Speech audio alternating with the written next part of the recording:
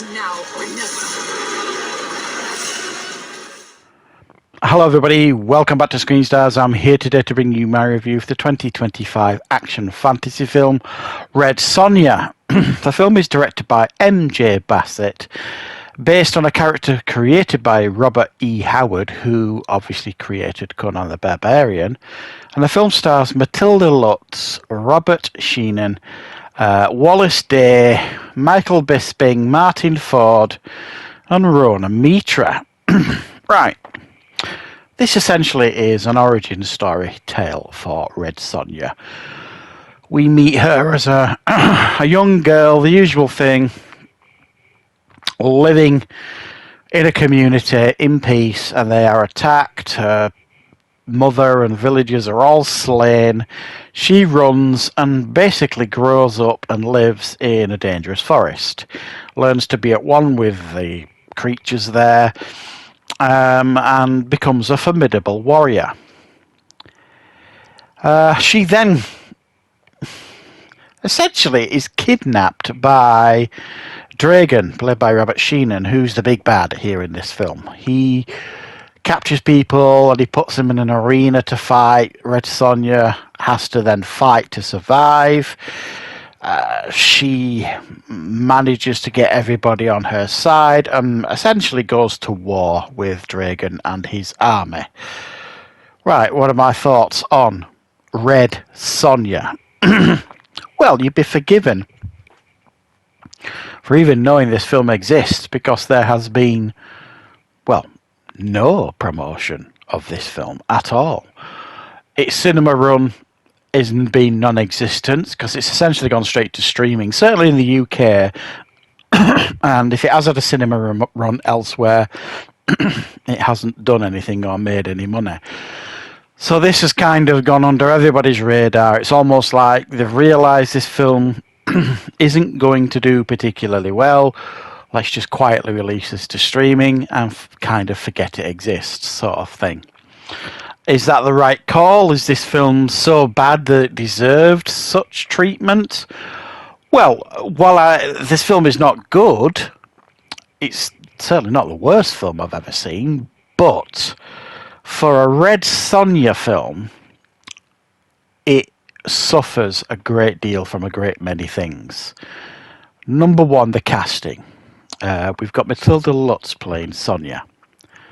Now, Sonia, if you know anything about Red Sonia, and don't get me wrong, I know a fair decent amount about Conan and the world that Robert E. Howard created, and even Solomon Kane, after Solomon came out a few years ago, which was directed by the same guy that directed this, actually.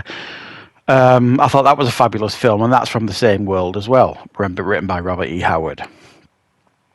But Sonia is supposed to be a 6 foot plus, almost like Amazonian, brutal warrior.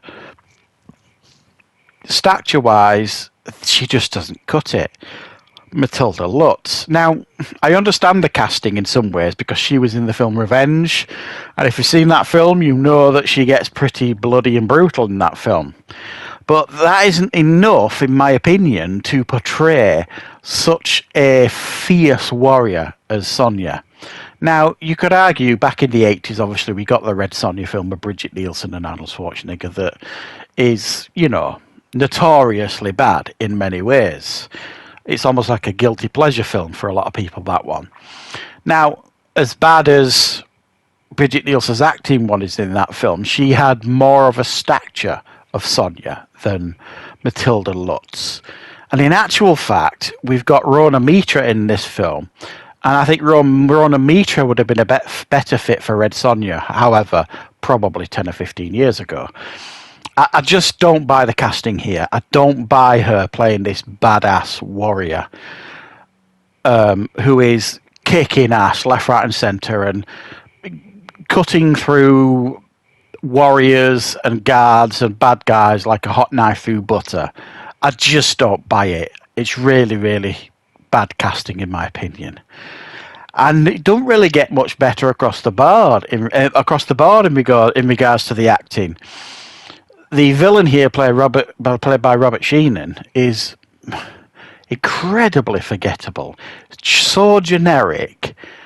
There's little to no effort really been put into the story here.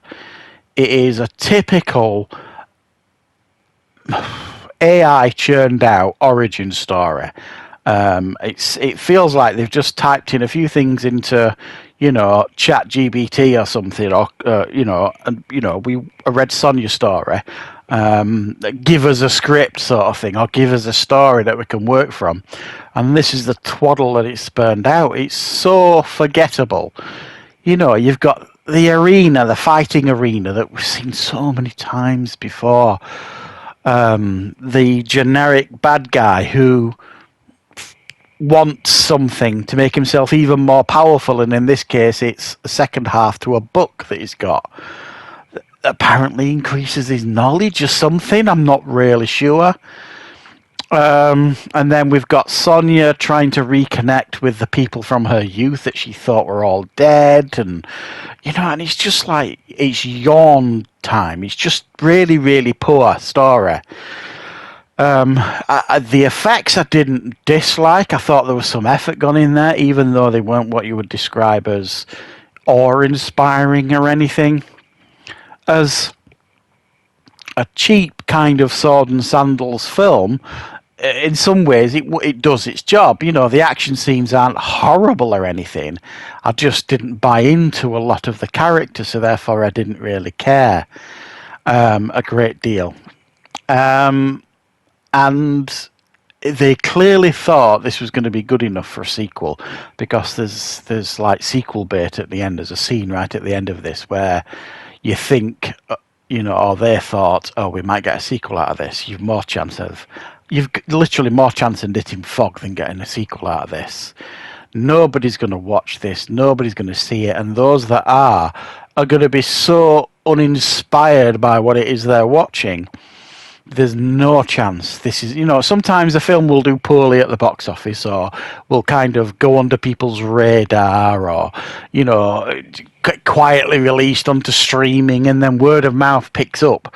People kind of like, oh, have you seen that film? Have you seen this film? And then, the internet takes over. People start keyboard warriors. This is a brilliant film. And then eventually people power sometimes gets what it wants, and you get the sequel that you've always wanted. It ain't happening with this one, because it's just not good enough. It is bang average at best, and the character Red Sonia deserves far, far better than this.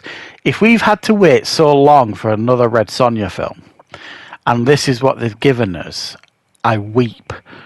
Really do. I weep for the next Conan film, because if we ever get another Conan film, if it is as instantly forgettable as this, then we've had it. And I'm really disappointed in a lot of ways, because I was hoping this was going to be a bit of dumb fun.